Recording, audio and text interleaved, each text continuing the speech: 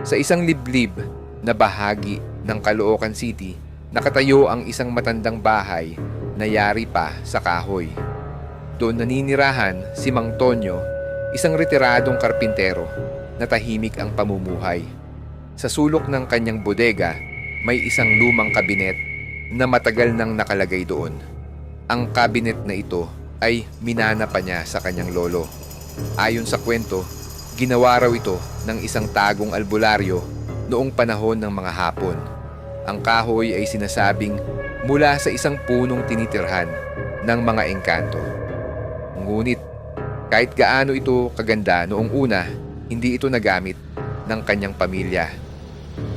Huwag mong itapon ang kabinet na yan, ang palaging bilin ng kanyang lolo. Pero tandaan mo, huwag mo ring bubuksan kung hindi kailangan. Sa tagal ng panahon na lumana ang kabinet, ginamit na lamang ito ni Mang Tonyo bilang lalagyan ng sirang gamit. Ngunit kahit nasa sulok lang ito, palagi niyang nararamdaman na parang may kakaibang presensya mula rito. Isang gabi habang bumabagyo, nawalan ng kuryente sa kanilang lugar. Naghahanda si Mang Tonyo ng kandila nang makarinig siya ng kaluskos mula sa bodega. Daga lang siguro yun, bulong niya sa sarili. Ngunit habang tumatagal, ang tunog ay nagiging mas malinaw, parang mga daliring kumakaskas sa kahoy. Hindi mapakali si Mang Tonyo. Kinuha niya ang kanyang lumang lampara at nagpunta sa bodega. Tahimik sa loob, ngunit ang bigat ng hangin ay parang nagbabanta. Nang tumapat siya sa kabinet, nakita niyang bahagyang nakaawang ang pinto nito. Dahan-dahan niyang binuksan ang pinto.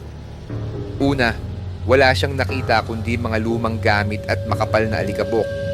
Ngunit nang alisin niya ang isang kahon sa ilalim, napansin niya ang isang basag na salamin.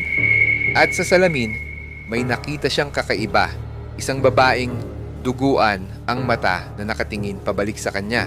Napaatras si Mang Tonyo. Ngunit bago pa siya makalayo, biglang sumara ng malakas ang pinto ng kabinet. Kasabay nito, bumalot ang malamig na usok sa buong bodega. Sa likod ng usok, may narinig siyang mababa at basag-basag na boses. Bakit mo binuksan? Hindi ka ba natatakot? Nanginginig si Mang Tonyo, ngunit hindi siya makagalaw. Sa gitna ng usok, unti-unting lumitaw ang babaeng nakita niya sa salamin.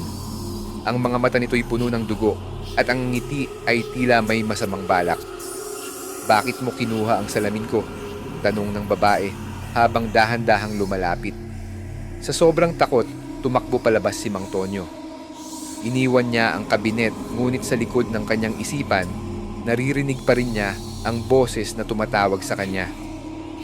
Tonyo, bumalik ka. Inabukasan, binalak ni Mang Tonyo na sunugin ang kabinet upang matapos na ang lahat. Ngunit pagbalik niya sa bodega, wala na roon ang kabinet. Sa halip, ang buong sahig ay puno ng bakas ng kamay, maliliit, malalaki, at tila hindi pangkaraniwan ang hugis. Umalis si Mang Tonyo sa bahay matapos ang insidenteng iyon, ngunit ang misteryo ay nanatili. Ang mga kapitbahay ay nagsasabing may naririnig silang mga kaluskos at bulong mula sa bahay, lalo na tuwing kabilugan ng buwan.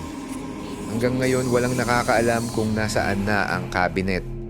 Ngunit isang bagay ang tiyak, ang sino mang makakita nito ay hindi na muling magiging ligtas.